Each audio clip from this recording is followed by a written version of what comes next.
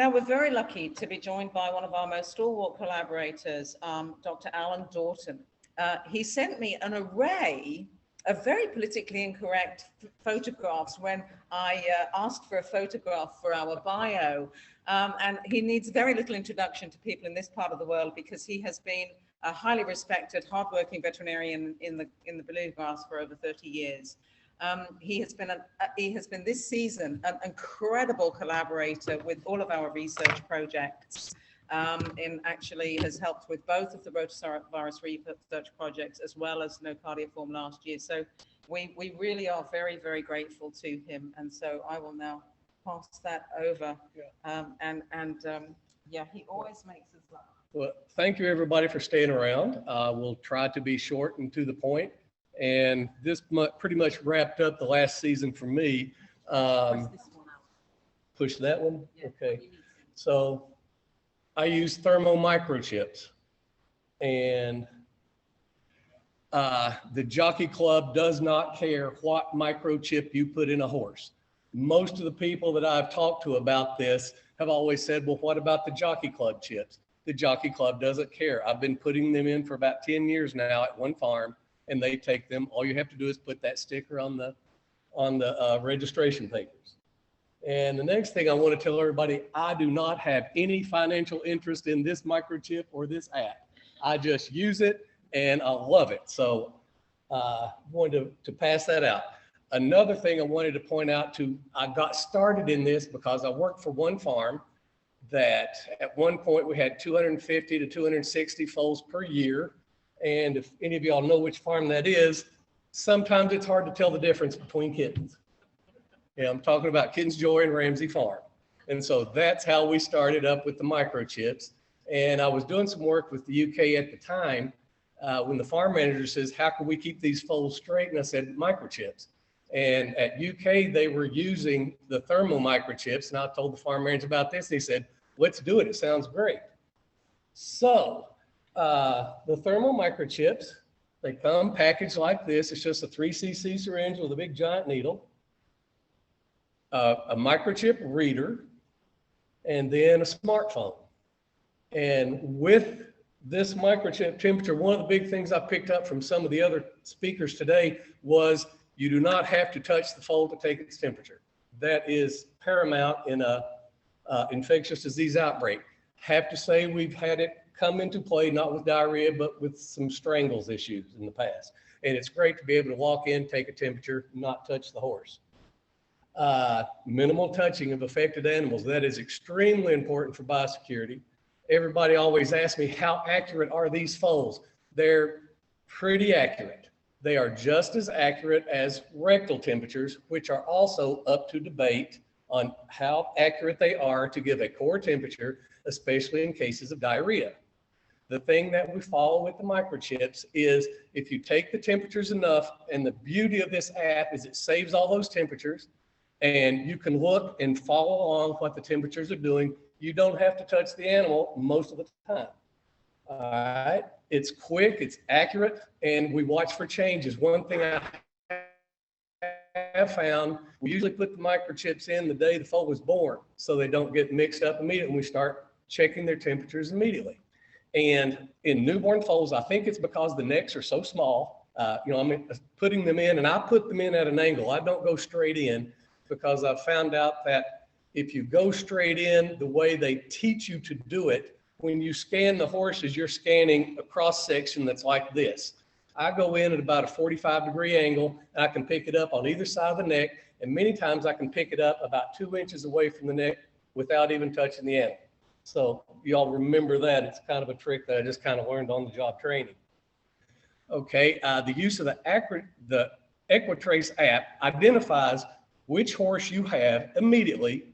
You can enter in the sire, the dam, the date of birth, how much it weighed when it was born, the IgG level. You can put in anything you want, and I'll show you this later on. Okay, and all the chips, they're read using the reader in the app. They're easily recalled. They're in the history. It's stored on the cloud, and you can pull it up anytime you scan that horse. Any notes, treatments, lab results, you can enter those into this app, and it's in your pocket. You have it with you all the time. Okay, any of the data or the notes, it can be shared via email or with anybody else on that farm that has access to that app.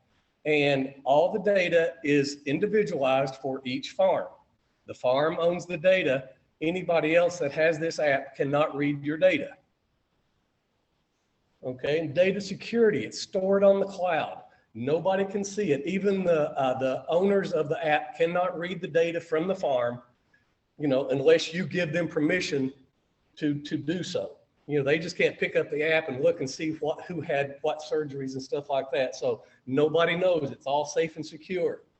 And the farm account is owned by one person, the owner of the app.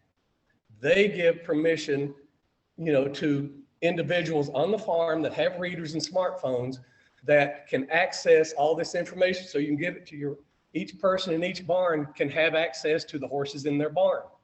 Okay. Any information that's added to the app, only the owner can delete it or change it. Nobody else can do anything to it other than enter information. If it's entered in wrong, then the manager can knock it out and delete it. So data security is paramount in thoroughbreds, especially because we all know how rumors like to fly. Okay, I just said that by the manager. And when the horse leaves the property, with one click of the button on the app, the horse is removed from that farm. If he goes to another farm that is using the app, just as soon as they scan it, it will ask, can I add this horse to your farm? The owner of that farm gives it permission. If he wants to, he can ask the owner of the app from the originating farm, can I have the data? And then it's up to him to decide yes or no. Okay, here's an example of how we use the app. This is one horse from last year that, if you'll notice, down at the bottom is the list of temperatures. Down at the very bottom, we had a temperature of 101. On the 27th, temperature goes up to 103.6. That immediately rings a bell. We check that horse out, the foal, check the foal out, determine he's getting ready to have diarrhea. So we actually start treatment. There's the treatment. Doesn't come out too good on that big screen, but that is the treatment that I set down for that foal to have. So anybody that's treating that foal, they scan it, look, there's the treatment, they give it.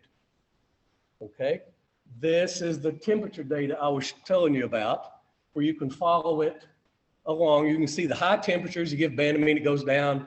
You know, a few hours later, the Banamine runs out, it goes back up. So you give more Banamine, it goes back down. But then it levels out about 3-4 days after the diarrhea that never occurred, because we picked it up before the foal actually had the diarrhea. We started treating it before it had diarrhea, and we got it well and back to normal. And it never got diarrhea. And then I've got a short little film here to show you. These are the guys actually taking the temperatures of the foals. You can see the guy on the right, he's got a canister of sanitary wipes. You know, if we had an outbreak, you know, we didn't have any kind of outbreak, so he just has that just in case he wants to use it. But you can watch Joelle here going in, doing the foals. The foals are used to people taking their temperatures. You approach them with that scanner, most of them just go okay and don't even move. And you can see how quickly and easily they go through the barn to take these temperatures. You can see it takes seconds. Okay. If we have an outbreak, then we're wearing gloves, we're wearing gowns, we have shoes on, we have foot dips outside each stall. See, this foal didn't even get up. He didn't care. You know, you're just taking my temperature. Okay, so moving on. Now I've got a short movie of me using the app.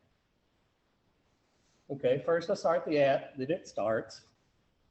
Okay, I want to see the medical records. Then I look at the dates. So there's a week's worth of dates. These are the temperatures taken on all the horses on this farm in that week that I can see on my phone, no matter where I am. I was in Ireland a couple of years ago and I was checking the temperatures on the farm that they were taking in the morning and calling back, you know, get somebody to look at so-and-so. And you can see, I see this foal here has a temperature. I look back, here's his temperature range. Okay, there I can see a list of the temperatures and the days and the times it's taken, and also who took that temperature. Okay, these are all the horses. And see the things in blue, I can tap on that blue. That's the name of the horse. It'll go straight to his list, and I can see the history of that horse. Everything that's been entered in this app on this horse. Okay. I want to email that list of temperatures taken today to the farm manager. I use Gmail. I'm demonstrating here, mailing it to myself. Okay. All the notes on each horse, I can mail to anyone I want using Gmail on my phone. Okay, these are the notes. We had a big worming day here. Everybody got wormed with Equimax. I send it actually to my bookkeeper, so she does the billing on who got wormed on that day with what. So instead of writing it all down, we're just punching it in as we go. Okay, so next, this is the Excel sheet that I emailed to myself. This is how it appears. First column is the microchip number, the name of the horse, the sire, the dam, the sex, the date, year it was born, the temperature on that day, and the date and the time that the temperature was taken. Okay, this is the Excel sheet that I emailed to my bookkeeper on everything that was done this day to this group of mares. All the vaccines, 10-month road of vaccines, everything is there. If I want to see that on the individual horse, I can go to the app, click on that mare, I can see every vaccine she's had, I can see everything that I've entered on her. So it's just a really handy app. Okay, so there's Emma. Okay, it's a fast identification and record the temperature of the horse. One person can do it. I mean, you can see it, one person can do it. And by the time they're yearlings, you approach them with the thing, with the scanner in your hand, some of them will bend their head and do that. Say, okay, scan me. They're just so used to it. It's safer, less people are needed. There's less touching of the foal. Social distancing is good. It means less risk to getting the needed results that we want, the temperature of the horse. And so far, no one's been taking its temperature with the microchip. Okay, you don't have to restrain the foal. Many times you don't have to touch it. Okay, you don't have to go near the source of the virus, which is the hindquarters. You don't have to move that wet, slimy tail out of the way to insert the thermometer. You don't have to stand there for 2 or 3 minutes waiting for it to beep at you, contaminating yourself and everything associated with you. And anything that you're using to scan this horse can be easily decontaminated with foot wipes, hand sanitizer, wipe off the scanner. And most foals can be scanned without actually touching them. Okay, and the cost. These microchips have a magnificent cost of $15. It's cheaper if you buy more. I mean, if you buy 400 or 500 at a time, like I have done in the past, you can get them down to $12. The scanner costs $400. I've had my scanner now for 10 years. It still works. The software is $1 to $2 per horse per month. Pretty cheap, in my opinion. You can have as many horses as you want for $250 a month. And the savings in manpower by using this can be significant.